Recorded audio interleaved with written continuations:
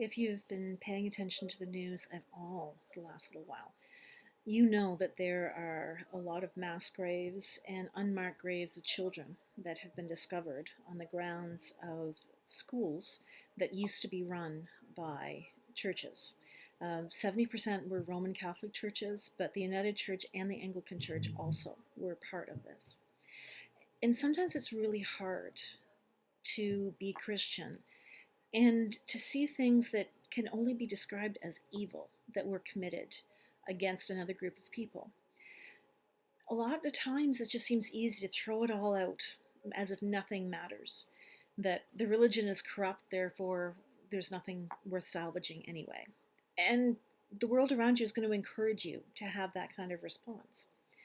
But I want to give you something else to work with, some language maybe that will help you be able to respond better, to know where your Christian faith is.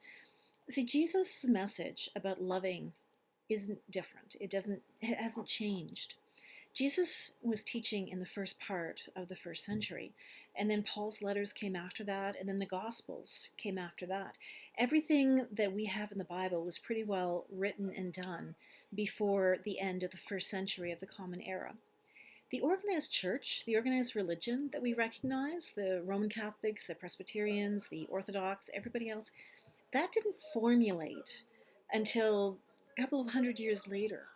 The church structure was in major flux, and it wasn't until after Emperor Constantine said that Christianity was acceptable and that it eventually became the state religion of Rome, that is when the structure took over. So it's really possible, it's historically legitimate to look at the Gospels and see Jesus talking about loving children and how all the children are welcome and how we all have to take care of each other and be good to each other and provide for each other's needs. It's very legitimate to look at the gospel and separate that from organized religion. Organized religion is the human response. It's the way humans organize to keep certain people in power, keep other people out of power, but it's not a complete 100% representation of Jesus' teachings and the Gospels. In fact, oftentimes throughout our history, we can look and say that the people in charge weren't paying attention to Jesus' message at all. And the destruction of Indigenous children is part of that. The encouragement of the African slave trade into the United States and the rest of the Western world, that's part of that, where Christians who were in charge were not following Christ.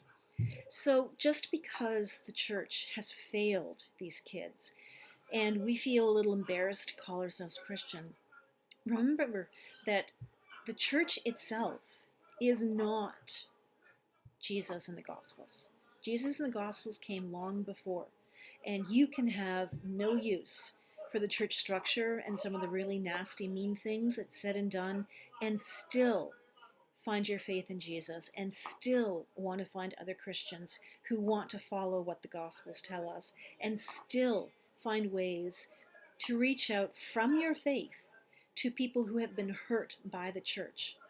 It's not always going to be comfortable, and it's okay if you want to back away and not talk about it too much, but it's all right to say that I still believe in Jesus, even though the church is not something that is impressing me right now. It's all right to say that the church was wrong. And even though I'm part of the church, it's not something I want to continue doing.